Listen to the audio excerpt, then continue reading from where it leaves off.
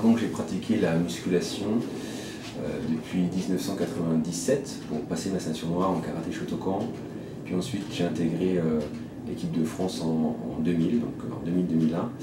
À l'âge, j'avais 20-21 ans quand j'ai commencé le bodybuilding naturel de haut niveau. Et depuis donc je suis resté naturel puisque mon but ce n'est pas d'aller faire l'Olympia classique, et c'est pas ça. Donc, parce que c'était pas mes références, ma référence c'était Bruce Lee.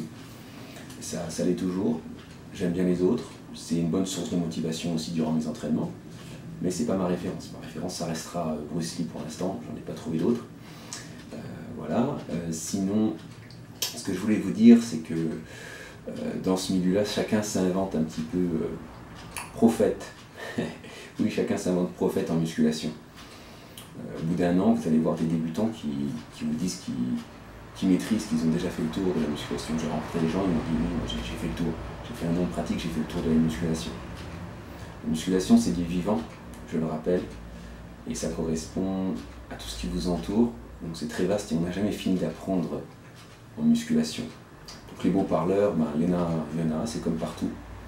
Les faux prophètes, il y en a aussi, c'est comme partout. Des gens qui veulent toujours plus d'influence, toujours plus de succès, des gourous, il y en a plein, il y en a à tous les coins de rue, des gourous.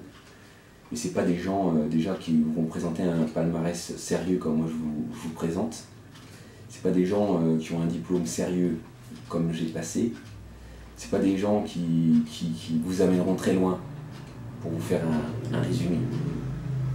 Bien évidemment, les gens qui ont le plus de valeur dans cette activité-là, vous ne les voyez pas. Par exemple, Marc Bouillot, vous ne le voyez pas. Il y en a d'autres comme ça.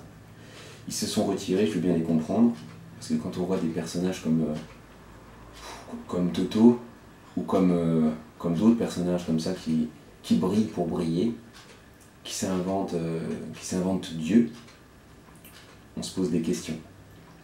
D'ailleurs, j'ai vu qu'il citait pas mal la religion. Alors, c'est facile de citer la religion, c'est facile de vouloir de l'influence, mais c'est plus difficile d'ouvrir le livre, bien observer ce qui s'y passe.